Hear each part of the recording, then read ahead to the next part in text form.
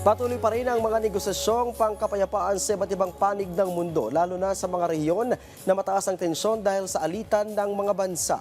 Una na dyan ang mas pinalawig pa na ceasefire ng Cambodia at Thailand sa kanilang pulong.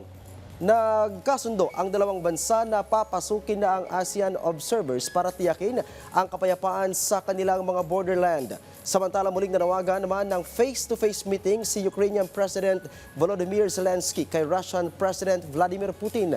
Kasunod ito ng umunoy produktibong pakikipagpulong ni President Putin sa mga US official kaugnay sa peace deal nito sa Ukraine. Sa Gaza, iginiit ni Israeli Prime Minister Netanyahu na hindi nilalayong pamahalaan ang Gaza kundi tiyaking may security perimeters sila sa lugar.